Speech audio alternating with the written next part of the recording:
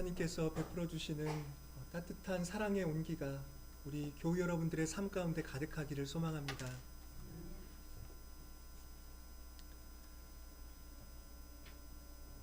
오늘 세례 요한에게 예루살렘의 당국자들이 보낸 사람들이 찾아왔습니다.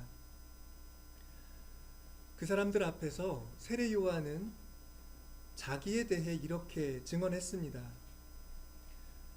나는 선지자 이사야의 말과 같이 주의 길을 곧게 하라고 광야에서 외치는 자의 소리로다 라고 하였습니다. 이 말을 그 사람들이 어떻게 받아들였는지 알 수 없지만 그들은 곧장 세례 요한을 찾아온 용건을 나타냈습니다. 내가 만일 그리스도도 아니요 엘리야도 아니요 그 선지자도 아닐진데 어찌하여 세례를 베푸느냐라고 세례 요한이 세례를 베푸는 데 대해서 어떤 압박하는 말을 세례 요한에게 한 것입니다.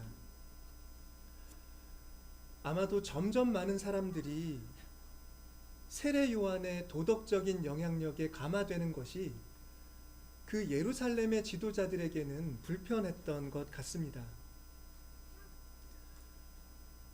그러나 그렇더라도 우리는 요한의 말에 담긴 그의 삶과 사역에서 나타나는 어떤 옛 예언자들의 신앙의 색채, 그런 본질이 있다는 것을 부정할 수는 없습니다. 요한은 사람들에게 큰 영향력과 감화를 주었는데 사람들은 요한의 말을 따라 회개하는 삶을 시도함으로써 안정감을 느꼈으리라 생각을 합니다. 순기능을 잃어버린 제도 종교에 마냥 머물러 있는 것이 하나님을 기다리는 온당한 태도일까? 아니면 우리들이 스스로 우리들이 삶을 정화하며 하나님의 나를 위해 적극적으로 준비해야 할까? 바울은 이 후자의 가르침을 전파했고 많은 사람들은 우리가 스스로 돌이켜야 한다는 걸 공감했고 그와 함께 그 세례 운동에 동참을 했던 것입니다. 그런데 예루살렘에서 온 이 당국자들의 말에도 하나님의 나를 기다리는 신앙이 전제되어 있기는 합니다. 그들은 나는 그리스도가 아니다 라고 말하는 세례 요한에게 거듭거듭 물었습니다. 네가 엘리야냐? 아니라라고 하자 또 묻습니다. 네가 그 선지자냐? 요한은 다시 한번 아니다라고 대답을 합니다. 말라기서 4장 5절을 보면 엘리야라는 예언자가 나오는데 그는 여호와의 크고 두려운 날이 이르기 전에 하나님이 보내신다고 하신 사람으로 나타나 있습니다.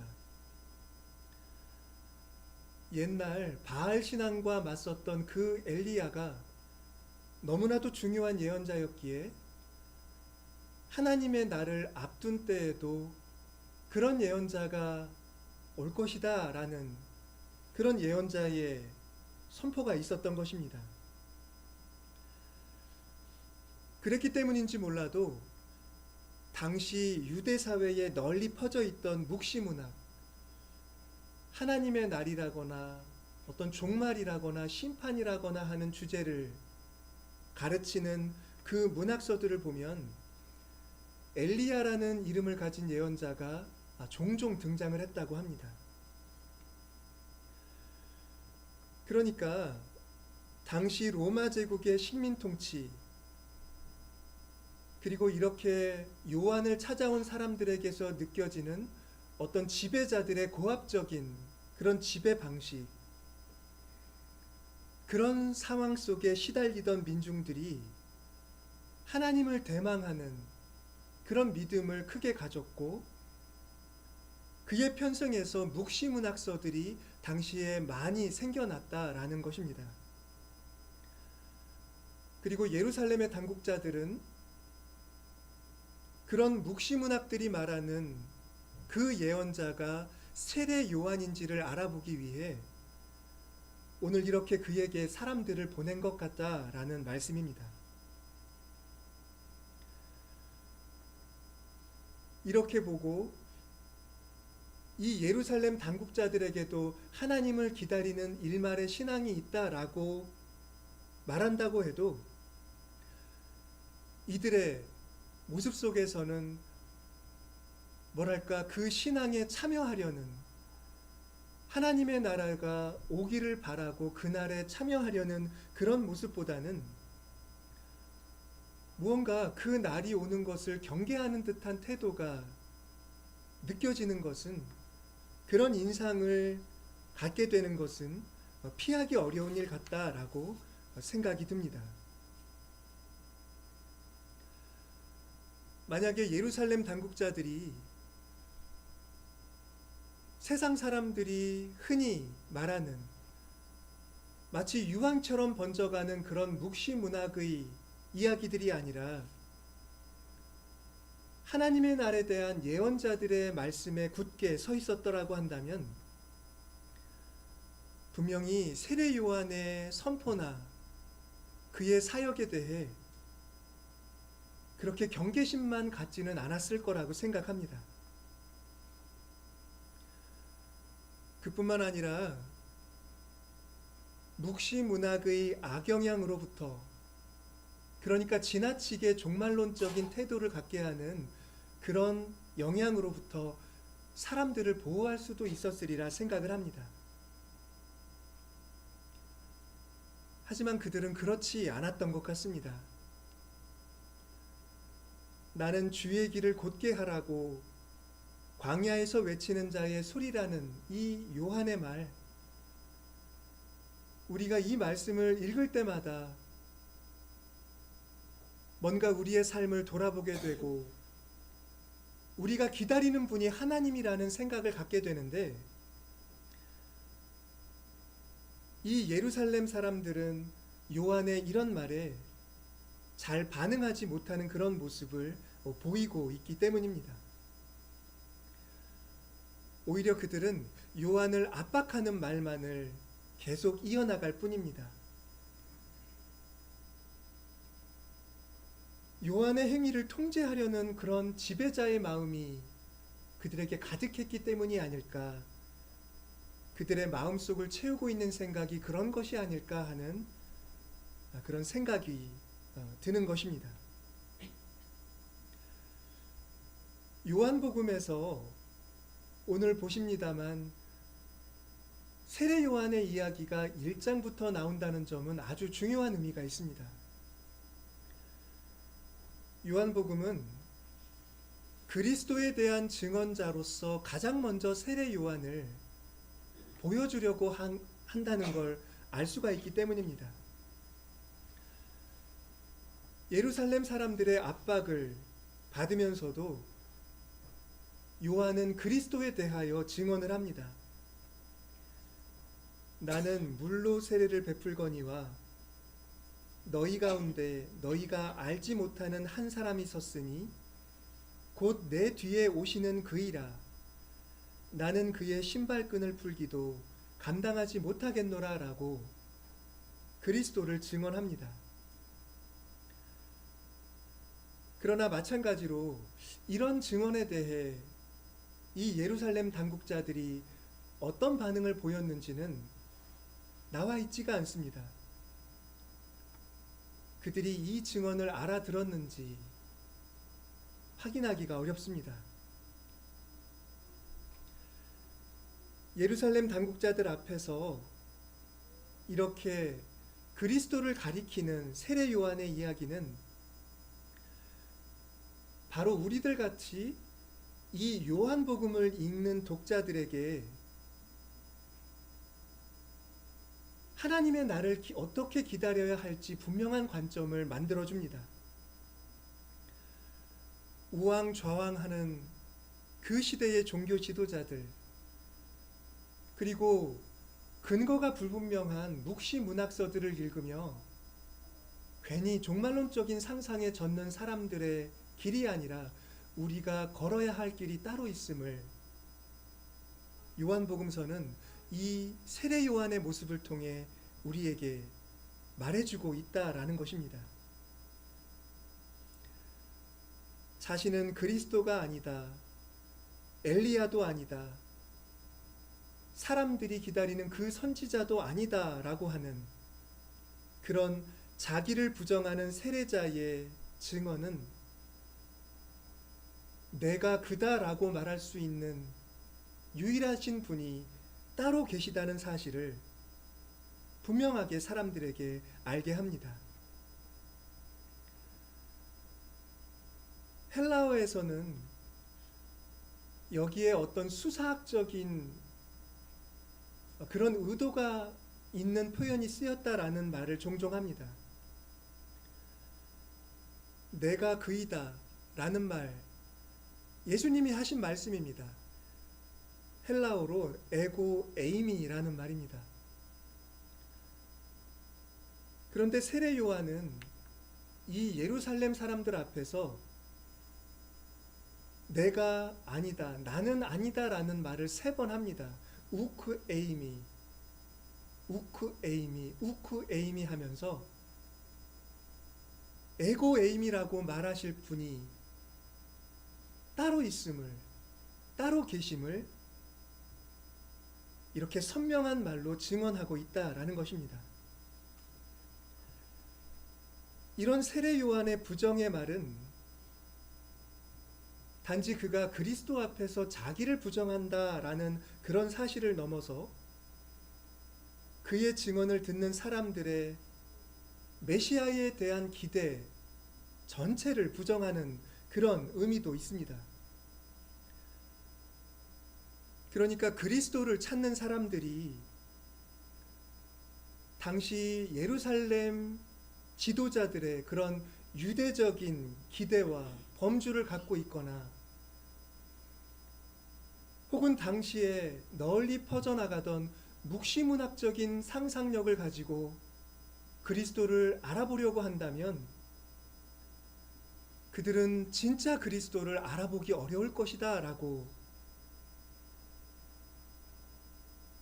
이 세례 요한의 부정의 언어의 의미를 헤아릴 수가 있다는 말입니다. 사실 역사적으로 보면 당시 사람들은 어떤 출중한 군사력을 발휘할 수 있는 지도자를 기다렸다고 합니다. 로마 군과 대적할 수 있는 그런 지도력을 가진 인물, 그러니까 우리가 말하는 정치적인 지도자를 메시아상으로 가지고 기다리면서 자신들의 그 삶에 어려운 것들을 다 부숴주기를 기다리는 신앙이 강했다라는 것입니다. 여러분, 그런데 어떻습니까? 그들 가운데 이미 와 계신 예수 그리스도가 그런 분이셨던가요? 그분이 칼로 적들을 물리치고 정치적인 승리를 사람들에게 안겨주시는 그런 분이셨던가요? 그러니까 사람들이 가지고 있던 기대와는 완전히 다른 분으로서 세례 요한의 말을 빌자면 세상 죄를 지고 가는 약하디 약한 어린 양으로서 그분이 오셨다라는 걸 세례 요한은 말씀하고 있고, 그것은 세상 사람들의 기대와는 완전히 관련성이 없는 그런 것임을 우리는 확인할 수가 있는 것입니다. 그러니까 우리는 세례 요한 앞에서 시대의 풍조에 휩쓸리지 말고 그리스도께서 당신을 나타내 주실 때까지 우리가 올곧게 서서 기다려야 한다는 그런 교훈을 받을 수가 있는 것입니다.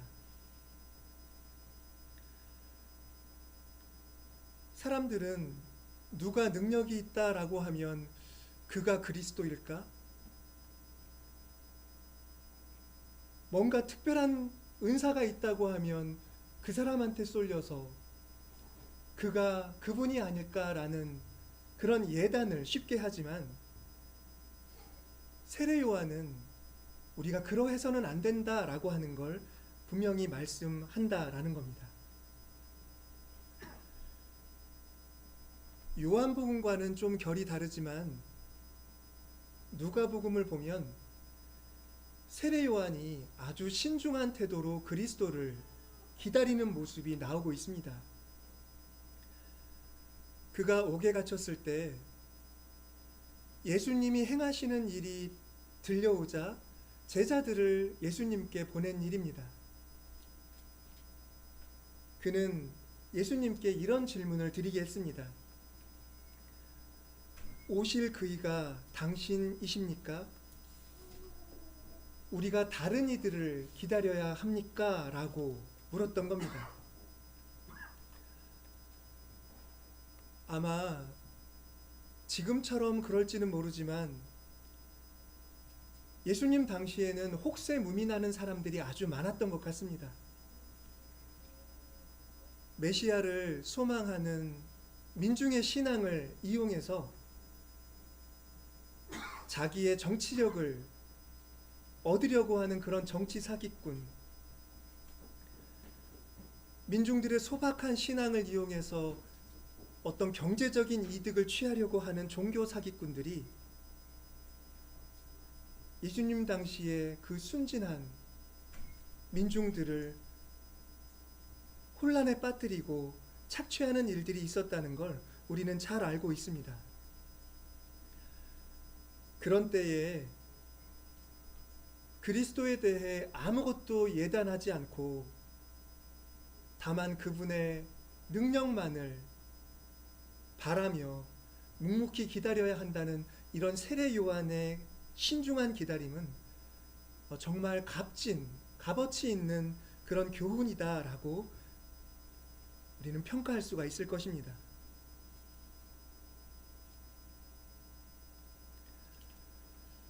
이런 세례 요한의 태도와 그가 하는 말씀 앞에서 여러분, 우리도 우리가 가지고 있는 그리스도에 대한 상상을 좀 다듬을 필요가 있다고 생각을 합니다.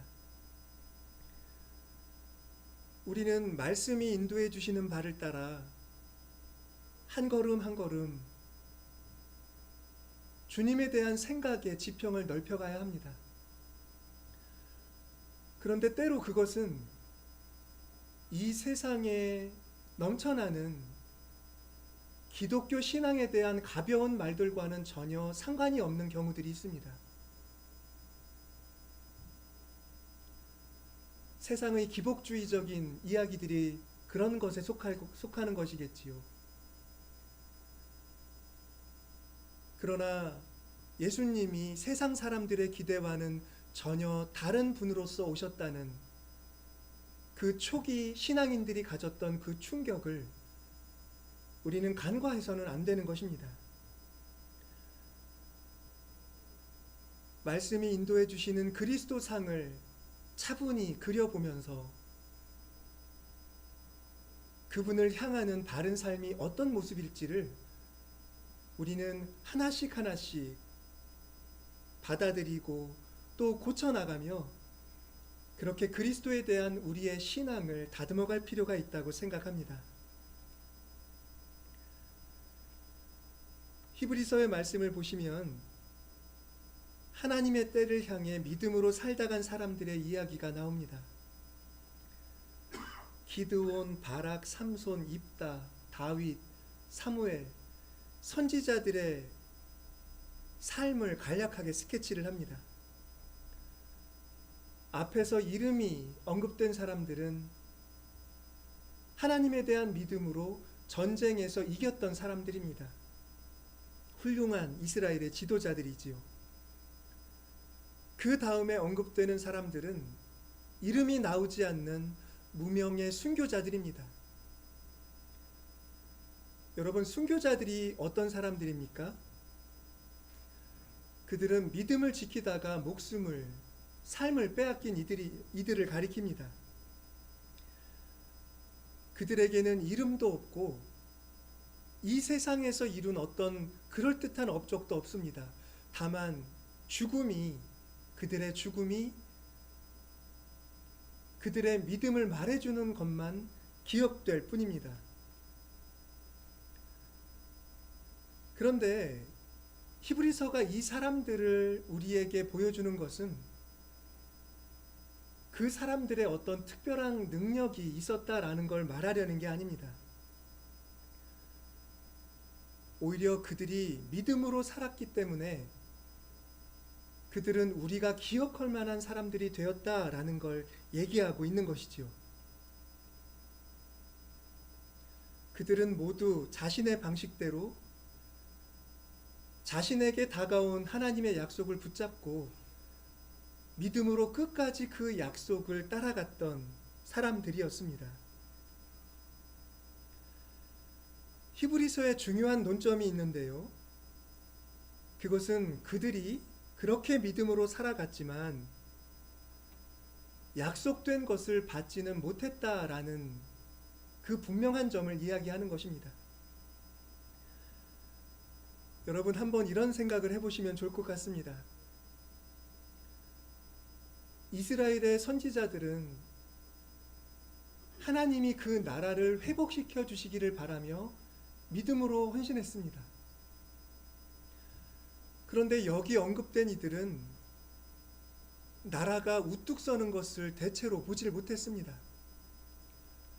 항상 외세에 시달림을 당했거나 아니면 다윗처럼 그의 후손들이 권력의 암투를 벌이며 나라가 흔들리는 그런 역사만을 보았던 것뿐이었습니다. 그러니까 하나님의 약속이 있었지만 그들은 약속하신 것이 이루어지는 그런 현실은 못 본 겁니다. 그리고 그런 현실 속에서 다 눈을 감았습니다. 순교자들도 마찬가지이지요. 그들은 고난받고 자기를 죽이는 사람 앞에서 다만 이렇게 죽임을 당하지만 우리는 부활의 생명으로 나올 것이다 라는 그 믿음을 가지고 죽은 것일 뿐입니다.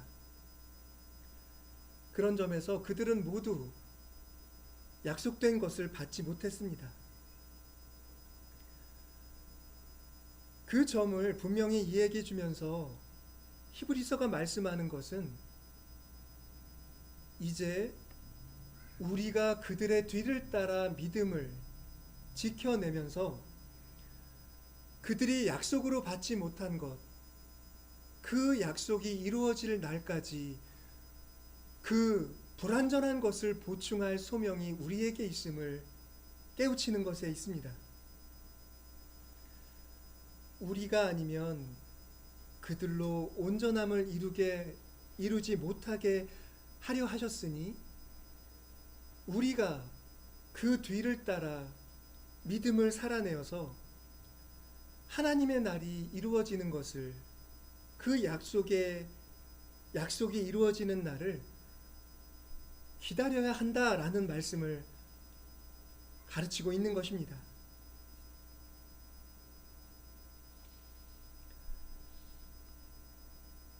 여러분, 우리의 믿음이 불완전하다는 생각, 그런 성찰을 해보셨습니까? 우리의 신앙이라고 하는 것이 어떤 미완성된 모습으로 존재한다는 사실을 생각해 보셨나요? 믿음의 선진들도 다 그와 같은 불완전함 속에서 그럼에도 불구하고 믿음을 지켰다는 사실을 눈여겨보신 적이 있으십니까?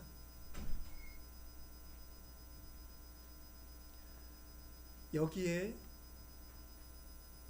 믿음의 후예들의 아주 중요한 의미가 소명이 드러나는 부분이라고 말씀을 드리고 싶습니다.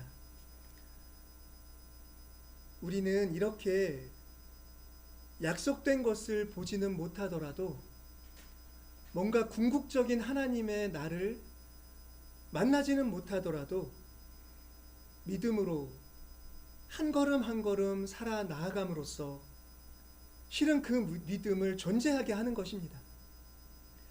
그 믿음이 사라지지 않는 것은 불완전하지만 우리가 믿음을 지키는 그 믿음의 삶을 통해서라는 말씀입니다. 그러니까 히브리서는 이런 의도에서 당대의 성도들을 독려하고 있는 것입니다. 그들도 역시 불안하고 불완전함 속에 있지만 그 믿음을 지켜나갈 때 결국 하나님의 완성의 날에 이룰 수가 있기 때문임을 선포하고 있는 것입니다. 옛 사람들이 서로를 독려하는 목소리를 들어보십시오. 성문으로 나아가라, 나아가라. 백성이 올 길을 닦으라. 큰 길을 수축하고 수축하라. 돌을 제하라. 만민을 위하여 기치를 들라라고 합니다. 여러분 자세히 보시면 여기서 예언자가 부르는 것은 백성들이 올 길을 닦으라는 그런 외침입니다. 주의 오실 길을 닦으라는 세례 요한의 말과는 좀 다른 것입니다. 사람들이 올 길을 닦자라는 이야기라는 것입니다. 우리의 믿음을 이어받을 자들이 오기를 기다리며 고대하며 그렇게 사람들이 나아오도록 돌을 뽑아내고 길을 넓히자라고 사람들을 독려하고 있는 목소리인 것입니다. 옛 신앙인들이 어떻게 살았다는 것이, 어떻게 믿음을 지켰다는 것이 이 말씀 속에서 드러난다고 생각을 합니다. 그리고 그들의 이런 외침은 오늘 우리가 서로를 위하여, 서로를 향하여, 그리고 우리의 후예들을 향하여 선포해야 할 말씀이라고 생각을 합니다. 믿음은 존재해야 하고 그렇게 믿음을 이어받는 사람들을 통하여 하나님의 날까지 믿음이 유지될 때 앞서 살아간 모든 믿음의 사람들의 믿음은 그때 비로소 완전에 이르게 될 수가 있을 것이기 때문입니다. 예수님께서 십자가에서 죽으신 일을 히브리서 기자가 이야기를 합니다. 주님이 십자가에 달린 채 보셨던 세상은 어떤 세상이었을까요? 당신을 향해 조롱하고 침뱉고 욕하는 그런 뭔가 어둡고 불순종하는 사람들이 주위에 가득한 그런 모습이었습니다. 조금 더 멀리 내다보면 사람들의 이런 성정이 세상을 아프게 만들고 힘없는 사람들을 얼마나 고통스럽게 하고 있을지, 주님 눈에 비친 세상은 아주 암담한 것밖에 없었습니다. 하지만 히브리서 기자는 말씀을 합니다. 주님은 십자가 뒤에 당신의 죽음 너머 저 멀리서 비춰오는 기쁨을 위하여 그 십자가 위에서 눈을 감으셨다라고 말씀하고 있는 것입니다. 이렇게 본다고 한다면 주님도 마찬가지로 어떤 완성된 하나님의 날이 아니라 그 날이 이루어지는 것을 보시지 못한 채 눈을 감으셔야 했던 것입니다. 아마도 그것이 우리의 삶의 현실이고 우리 믿음의 어떤 존재 상황, 존재 방식이기 때문이 아닐까 하는 생각을 하게 됩니다. 여러분, 그렇다고 한다면 우리도 이런 미완성된 우리의 믿음, 여전히 고난과 고통이 있는 우리의 현실을 믿음으로 감내해야 하는 것이 마땅하다고 생각을 합니다. 어떤 사람들은 믿음의 실체가 모르겠다라고 하며 회의론을 펴기도 합니다.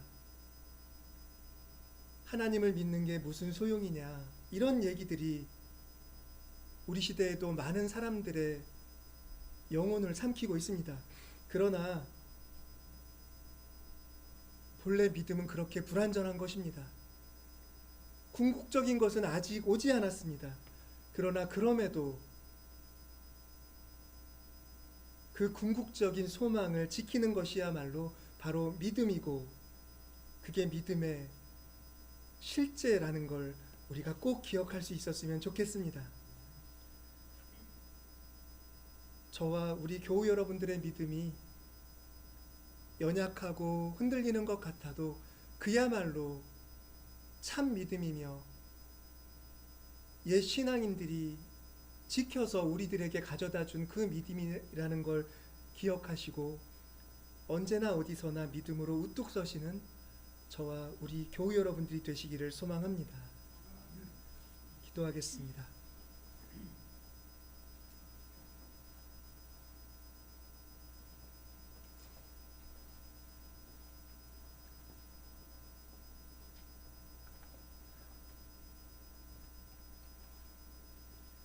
자비로우신 하나님, 성서가 말씀해주는 믿음의 선진들의 삶을 떠올리기에 앞서 저희들에게 믿음을 가르쳐 주신 가까이 계신 분들을 생각해 봅니다.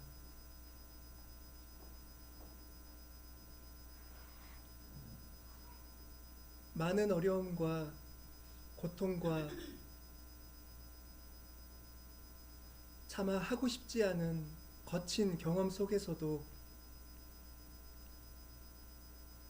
우리 목사님, 권사님, 우리 장로님들, 우리 부모님들이 이 교회를 이렇게 믿음의 교회로 일구어 오셨습니다. 때로는 흔들리고 두려우셨겠지만 믿음을 지켜 그렇게 주님의 사람으로 남기를 택하셨습니다. 주님, 이제 우리가 그 길을 가야 하겠으니 저희들의 흔들리는 믿음 앞에 저희들이 두려워 몸을 돌리는 일이 없게 붙잡아 주시고 그 흔들리는 믿음의 능력을 깨닫게 하시어 믿음을 향해, 주님의 날을 향해 한 걸음 한 걸음 옮겨갈 수 있도록 도와주시옵소서.